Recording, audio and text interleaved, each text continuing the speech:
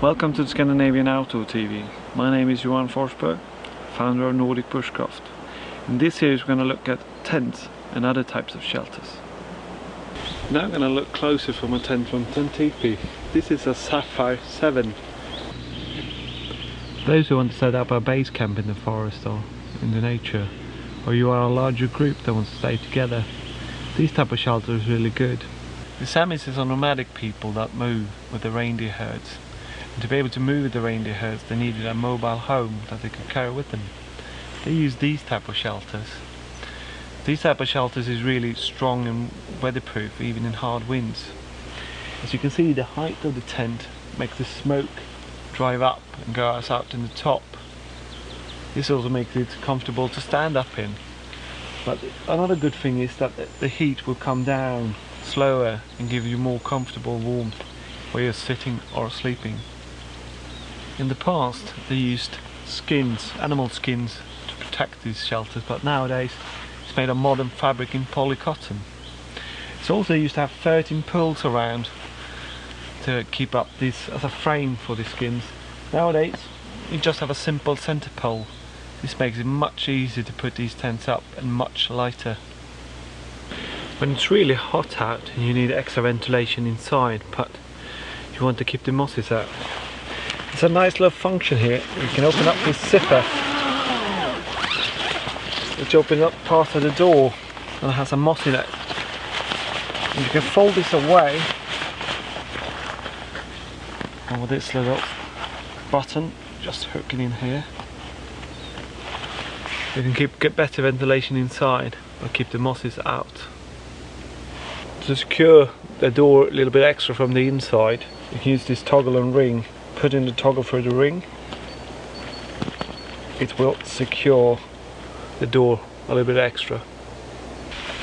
When you're using a floor in a Tent-Teepee, you can zip it up like we've done in the entrance here. That makes it easier to take off your muddy boots before entering in here. But if you want to have a stove or another heat source in the centre, the best way is to open up these zippers a bit like this.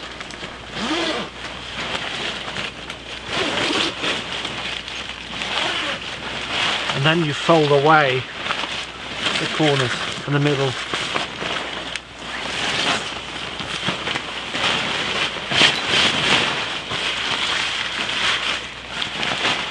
And here you have a good space to have a stove without really damaging the floor because of the heat. If you need to open the top a little more for more ventilation, you can do it from the inside here, just by pulling these strings.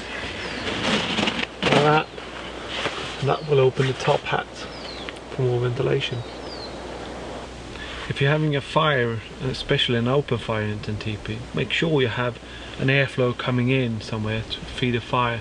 But more importantly, the top needs to be open so the smoke can go out. On the Safir tent you have 3 of these ventilations that is in the bottom here, which you can open up, give me more ventilation into the tent.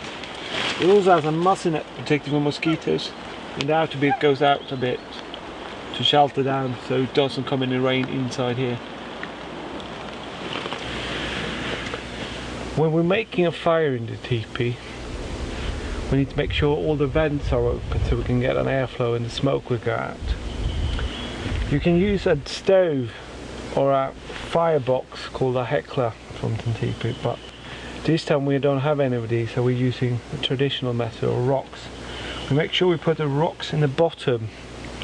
This will gives it more airflow coming up in the fire, and also as soon as the rocks heat up, they will create more heat into the firewood, will make it burn more effectively. So always when you have a fire in a teepee, be careful.